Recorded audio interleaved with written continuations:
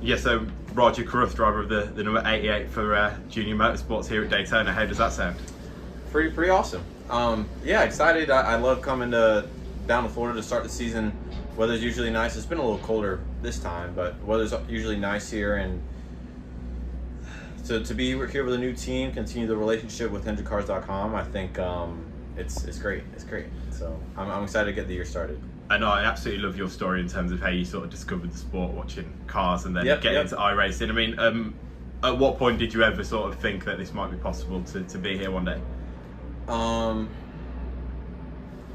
mean, I never thought that it wasn't possible. I think there was times where it was hard to imagine getting to this point or what the future could hold, but you can't think like that. I think I had the joy, I had the passion, and the just desire and the will to make this happen, and I've done whatever it takes for a long time, and will continue to do so. So yeah, were there times where the sort of road looked longer than you thought it would be? Or I mean, it seemed like the tunnel was closed, the road was unpassable or mountain insurmountable. I mean, I remember being in high school and being 15, 16 years old and seeing people my age run their first ARCA races, truck races, etc. And I was just going to school in DC like a normal student and normal young man, and just grinded and started to just work at it and continue to work at it, and that's really it went from there. But definitely times in school I was like, man, I don't even think this is possible.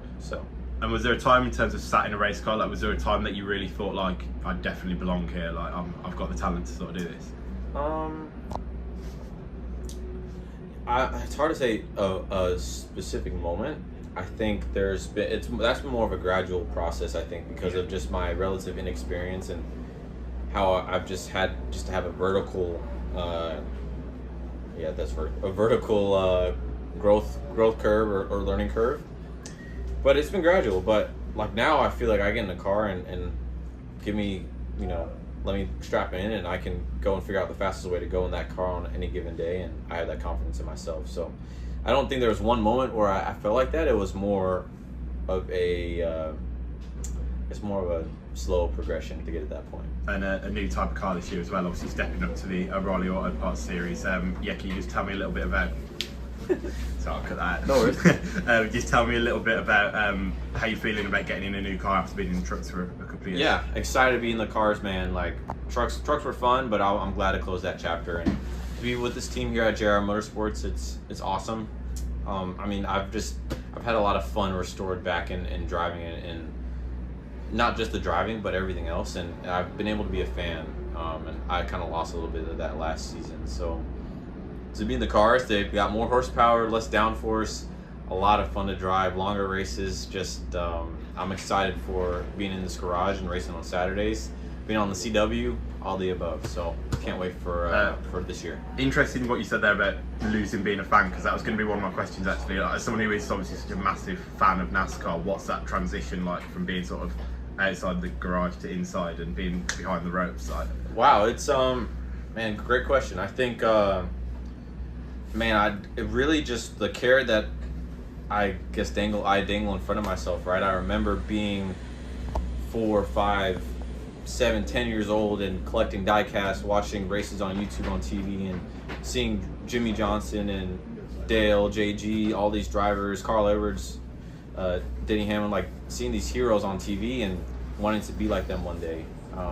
And that's something that drives me now. So to now be behind the wheel, I still have that youthful enthusiasm or being a fan because of, I mean, it's cool what we do. We get to go and travel the country and see these different tracks, and sure you can get caught up in the ups and downs of the race weekend, and you have to be focused on them for sure, but it's still fun and a privilege to get to do what we get to do. So I would say that's been the transition from being a fan to being involved. I think also, like, it's crazy, like you see some things as a fan, you're like, oh, why did that happen, or why did this person make that decision, or why did NASCAR do that? And then you're involved and you're like, that makes a lot more sense. And then it's like, okay, some of the maybe I was being a little stupid when I was younger and not knowing what was going on. And on that basis, what was it like when you got the call from Dale Jr. to come here? Man, it was cool. I remember the first time I met with the folks upstairs at JRM Ryan Pemberton, LW Miller, Miss Kelly, Joe Mattis.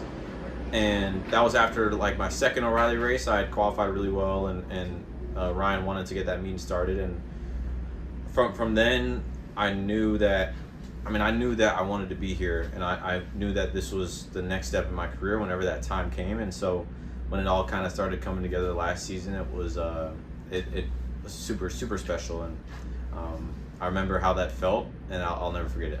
And what do you think the biggest challenges are going to be this year in terms of driving here, but also having a few races for another team and just everything? Yeah, I think just dividing the time and making sure that I'm present either place I'm at. I don't have any concerns about it being here, but making sure that when I'm in the 32 with Jordan and John Bomarito and those guys, I'm, able to give them all that I've got. No question behind the wheel, but off the track and making sure they have what they need from me. I'd say that's really the only balancing act. Obviously the schedule is longer, but there's some nice breaks in the summer that I'll take advantage of, and otherwise, there's nothing else I'd rather be doing.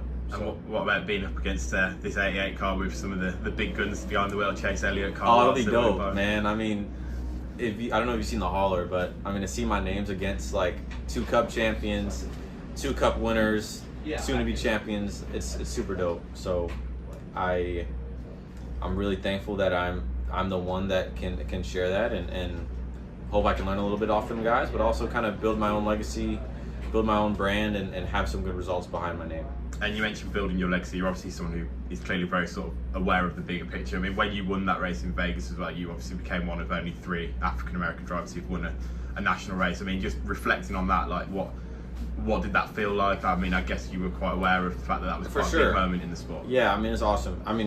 Look, it's authentic to me. Like it's not something I have to fake or speak on things that I don't know about. I think to bring my culture to the sport is one of my ultimate goals, and with my Caribbean background, my American background, it's important for me to do that. And it was great to have that milestone, because you can have a lot of the stuff off the track, right, and the brand deals and stuff, but it doesn't matter if you're not performing and running well, and that's what's most important to me at the end of the day. And I know with that performance and the willingness to go do other things, that the people will come, the brand deals that'll happen as whatever is necessary, and we'll have more people and new people come to the racetrack, and that's all that we want at the end of the day for us in NASCAR, is just to have bring more fans, bring new people to the sport, and expose them to what we have to offer.